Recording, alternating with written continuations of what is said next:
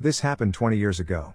My mom was making me go on a trip to her boyfriend's hunting lodge with a bunch of my other family. I didn't really know who owned it, just assumed.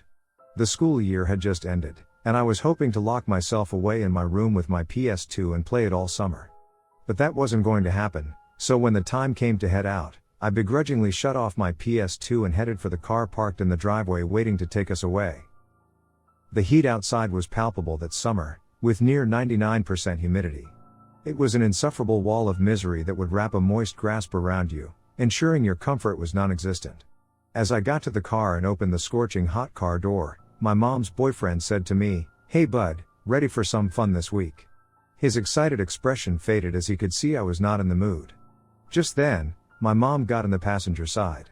As she sat down on the gray-clothed seat, she turned to me and said, "Gunnar, do you have everything ready for this week? You're not missing anything, right? Swimming trunks, sunscreen, bug spray, etc." I told her, "Yes, I packed everything you told me to." She gave me a smile, and off we went to connect with my other family and some family friends. We rolled up to my cousin's house. They were out in the front of the house, an ugly-looking brown that suited a bench more than a house. I got out of the car and walked up to my two cousins who were standing next to other adults talking about what kind of stuff we would be doing for the week. "Hey Trent, Brandon, thank God you guys are coming with. Like we have a choice," they said at the same time.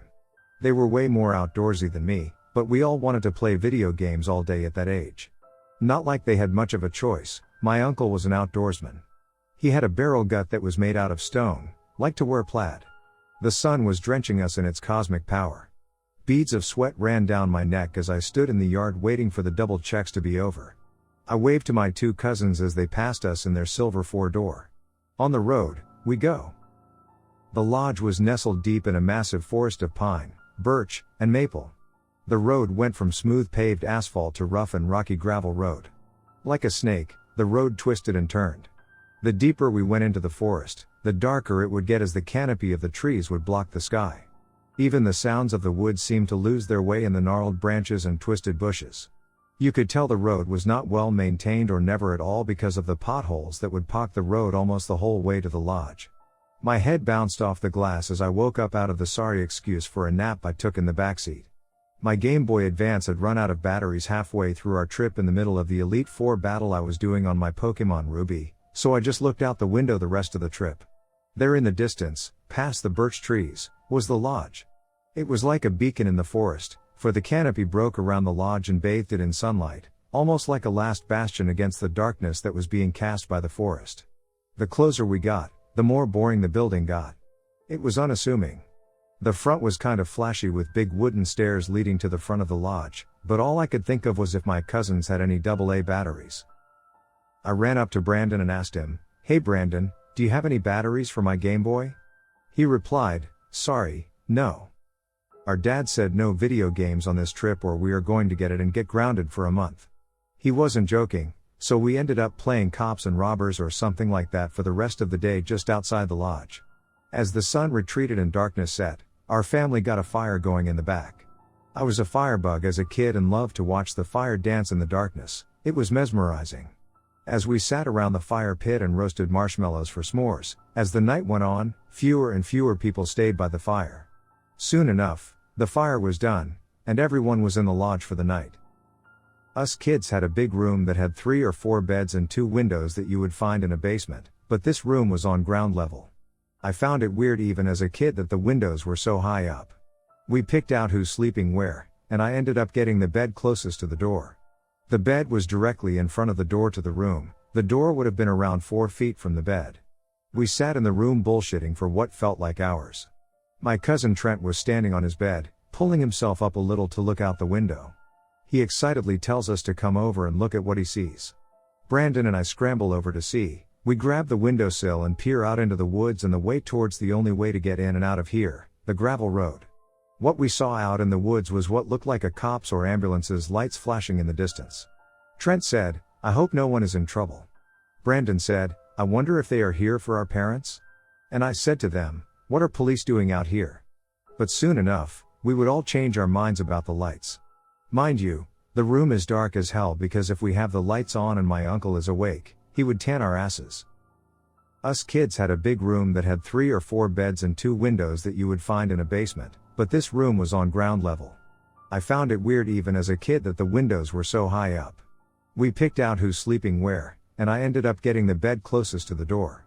The bed was directly in front of the door to the room. The door would have been around 4 feet from the bed. We sat in the room bullshitting for what felt like hours. My cousin Trent was standing on his bed, pulling himself up a little to look out the window. He excitedly tells us to come over and look at what he sees. Brandon and I scramble over to see. We grab the windowsill and peer out into the woods and the way towards the only way to get in and out of here, the gravel road. What we saw out in the woods was what looked like a cop's or ambulance's lights flashing in the distance. Trent said, "I hope no one is in trouble." Brandon said, "I wonder if they are here for our parents?" And I said to them, "What are police doing out here?" But soon enough, we would all change our minds about the lights. Mind you, the room is dark as hell because if we have the lights on and my uncle is awake, he would tan our asses.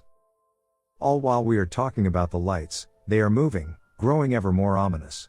They changed from the strobe-like effect of a police/ambulance to a more sinister, eerily lingering miasma that had a gripping effect. Looking at these lights was strange. It felt like the light was looking back at you. It gave us all a bad feeling. As the light got closer, it got more intense.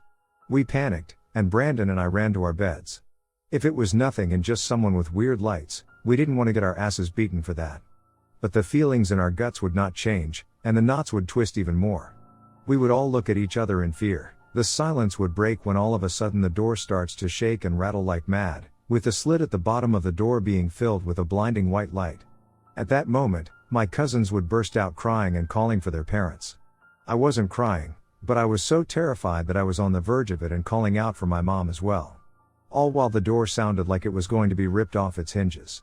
It was as if the being on the other side of the door had no idea what a door was yet was trying to get into the room. Once the light and banging started, we hid under our blankets, those paper-thin ones you find at nursing homes and jails, and to be honest, I thought it was our parents doing a horrible prank on us kids. This went on for what felt like 5 minutes, but all of a sudden, it stopped. No banging, no light. No screaming. The moment the banging stopped, my cousins were silent, mid-screams to absolute quiet. Just then, the door handle audibly turns ever so slowly, and the door creaks open. I lay there motionless, hoping that whatever just opened the door will think that there was nothing in the bed. Yeah, fat chance. The bed shakes like there is something trying to put me on the ceiling, or maybe it was trying to get me out of the bed. But I would not leave the bed. I held fast, even though my heart felt like it was going to jump out of my chest. Legit never had my heart feel this way to this day. This went on for what felt like forever, but if I was going to die in this place tonight, I was going to look whatever was trying to kill me in the eyes as I go out fighting. In that moment, I ripped the blanket off me, ready to see some grotesque creature of the night that would torment me so. Yet as I did that, it stopped altogether. And no sooner did I do that did I start sprinting to my mom's room, screaming all the way there and bawling my eyes out. This time all the adults wake up, and as I get to my mom, I scream, "Mom, why did you not come help? I was screaming for you to help me, Mom." She looked so confused at me, and I said, "We were all screaming for help." And she looked at her boyfriend like, "What the hell is going on?" She told me, "Honey, we have all been sleeping, and no one was screaming. We didn't hear much of anything." My cousins were still hiding under their blankets but out cold. They had no memory of what happened. I was the only one who could remember anything. They couldn't even remember parts of that day. I can't remember much after that pertaining to the trip. I don't know if we spent another day out there or not after that. I know this was no dream. Years after this happened, once I got into high school, I got home after school and went up to my room and plopped on my bed, looking up at the popcorn ceiling. No sooner that I had started to relax, bam, the bed starts to shake just like it did at the lodge, and the bed I had at that time had this huge wooden headboard. It honestly sounded like the floor was about to break. I screamed, "Please leave me alone." And it immediately stopped.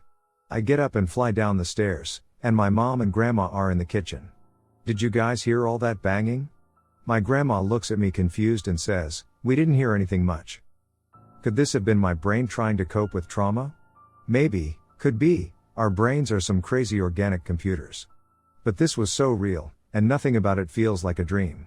In the moment, it honestly felt like a horrible prank that adults were pulling on us kids, but it wasn't, and it happening again years later. But once I asked whatever was pulling that crap on me, it stopped, and to this day has never happened again. I always felt that because I was willing to face whatever was doing this to me, it let me keep the memory to pass on to others. Hey friends, thanks for listening. Please subscribe and click the bell icon to get notification for all future narrations.